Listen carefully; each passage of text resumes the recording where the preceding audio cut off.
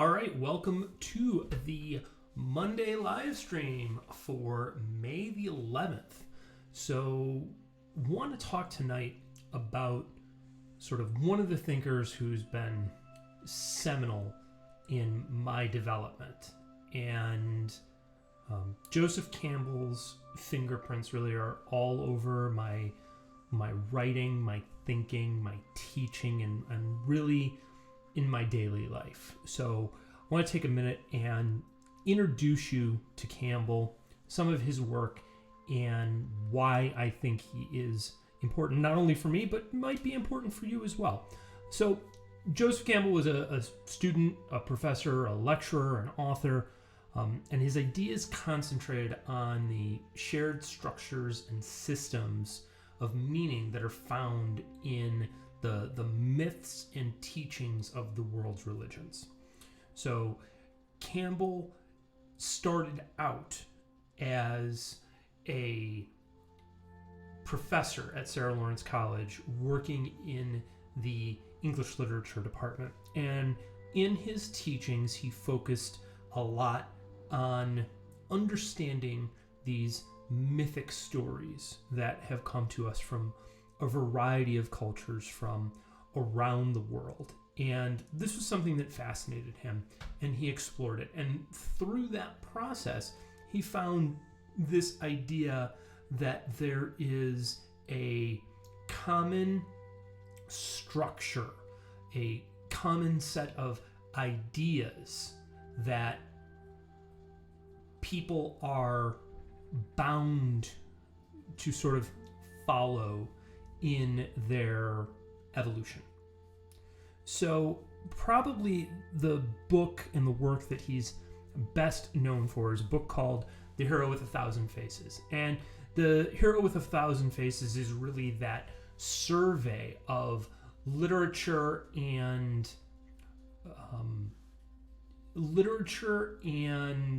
mythic storytelling throughout the ages that he drew upon, that he saw as relevant to the way people live their lives. And in The Hero with a Thousand Faces, Campbell articulates what he calls the hero's journey.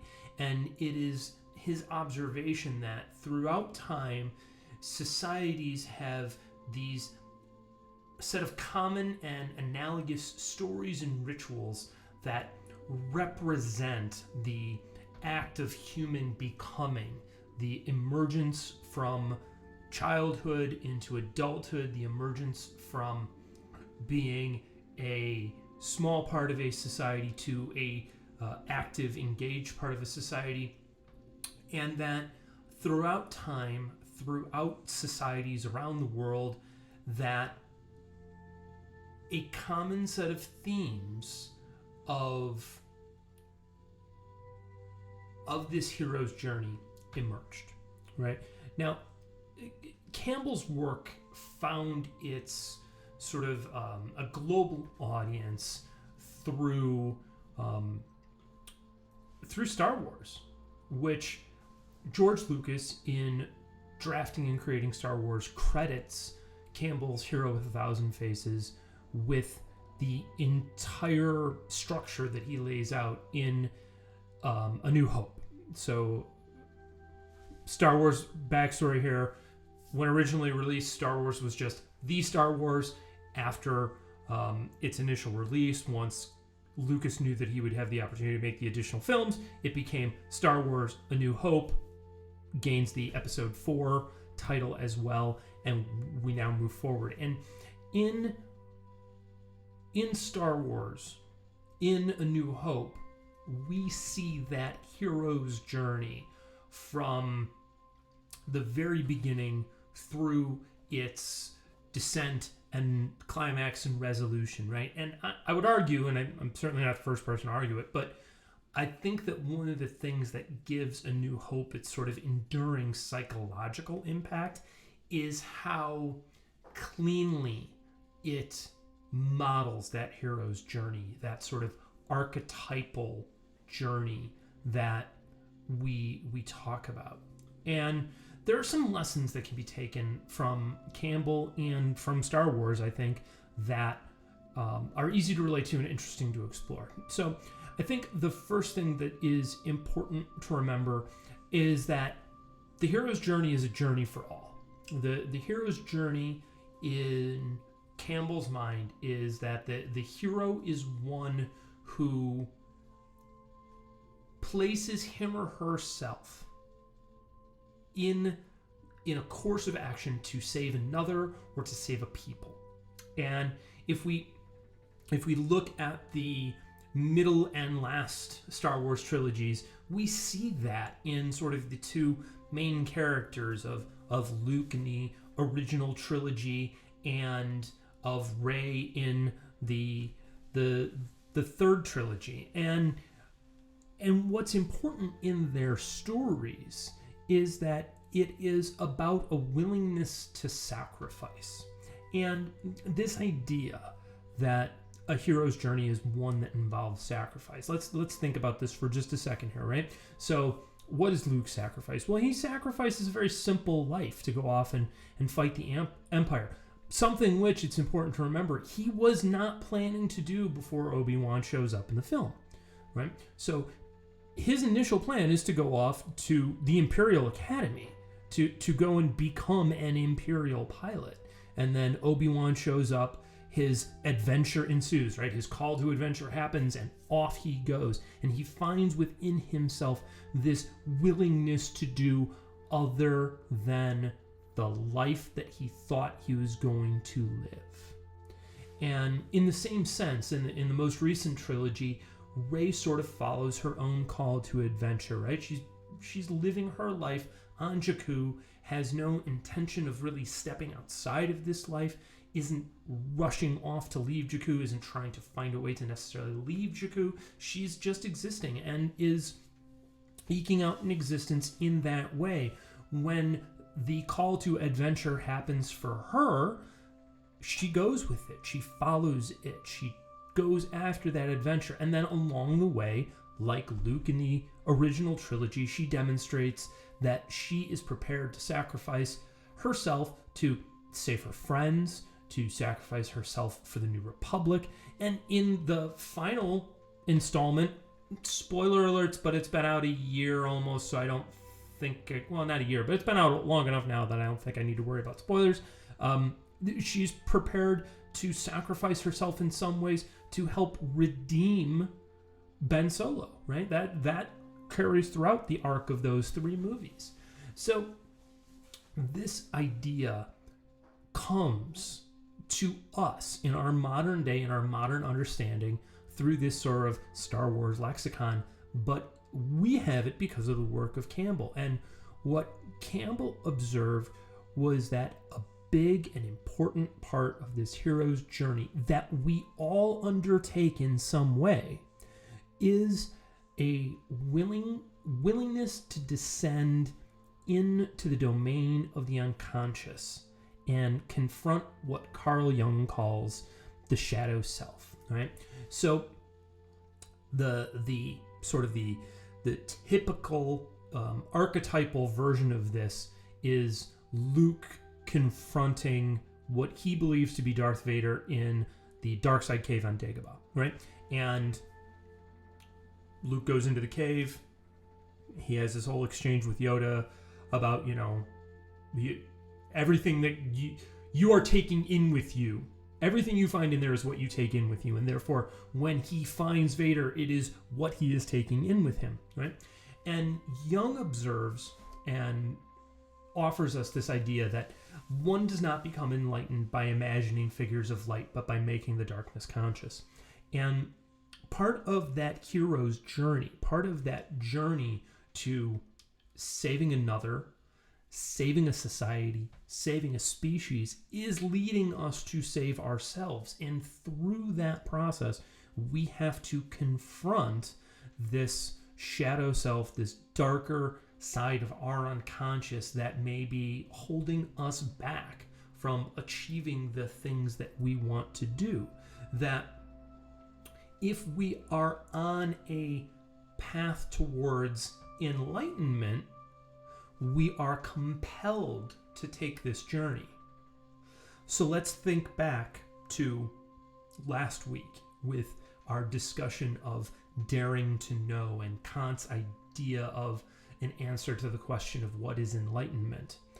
Part of what enlightenment is being willing to have that descent into the unconscious. It's being willing to plumb the darker regions, the hidden corners of our beliefs, of our conceptions of the world, of our orientation, as Boyd would phrase it. Thinking about those things that are not obvious, that are not explicitly understood, but rather the implicit things that go on in our psyche that shape our orientation, that shape our worldview. That hero's journey that Campbell suggests is one more set of tools that we can use to peel that onion and come to understand why we look at the world the way we do. And that path of enlightenment is what we've been talking about now for a few weeks.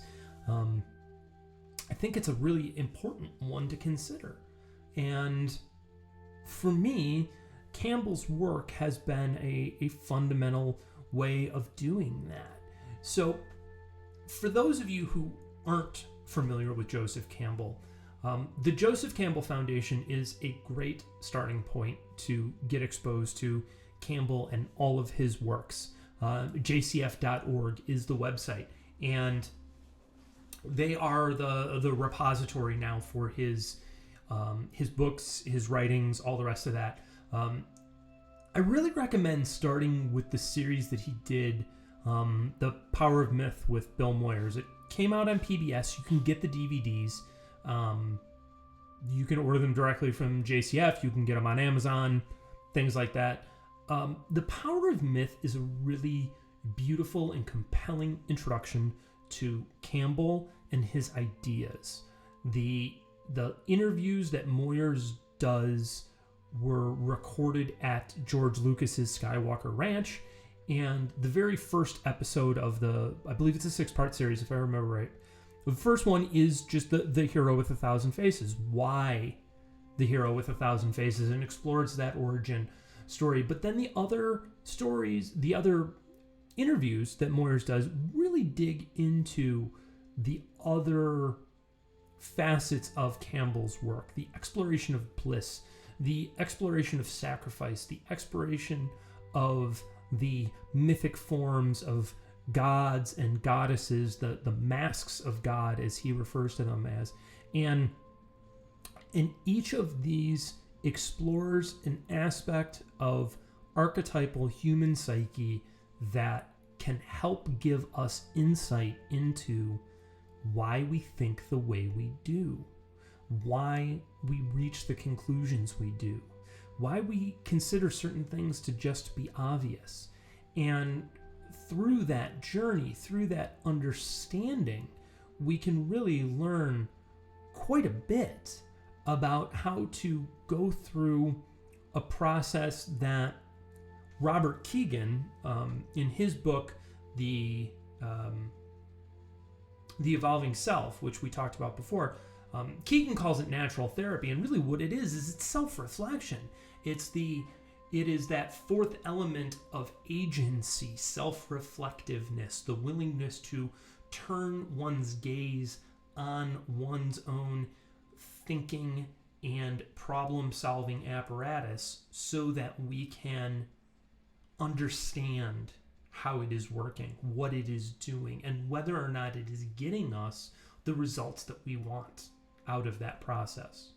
For me, Campbell's work has been seminal in doing that. I discovered Joseph Campbell at age 19 or 20, I don't really remember now, and I found him by listening to cassette tapes of series of lectures that he had given.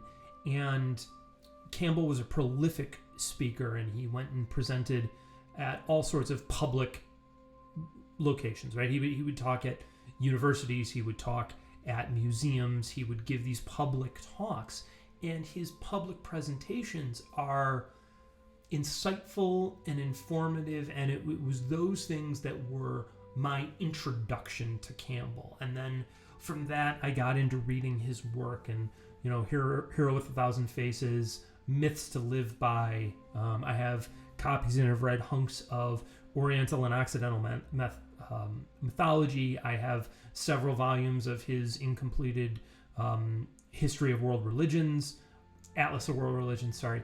And of course, I've watched the DVDs and the VHS tapes, because I still have those, of The Power of Myth multiple times. And again, I really recommend Campbell to anybody who has not already explored his work. I think he's a brilliant thinker, and in the same way, people like John Boyd are mentors of mine. Joseph Campbell is a mentor of mine, and he's one that I wanted to share with you tonight. So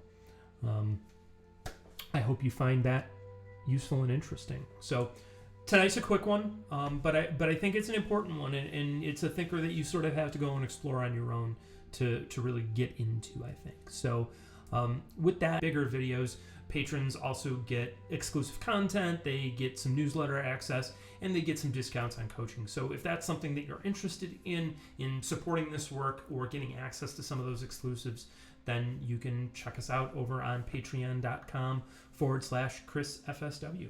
So with that, I would like to go ahead and thank, in particular, Kevin Richson, Travis, Andrew Kehoe, Eddie Crombie, Chase Morgan, Adam Mares, Ryan Schrader, Justin Ide, James Bredden, John Kwan, Sonny O'Connor, David Hinosa, Eric Chisholm, Brock Clapp, Zach Riddle, Brandon Douglas, Timothy Bullard, and Trevor Herderhorst. Thank you to all my patrons and all of the folks who like, share, subscribe, and let people know what I'm doing over here on this channel. So we'll see y'all soon. Cheers.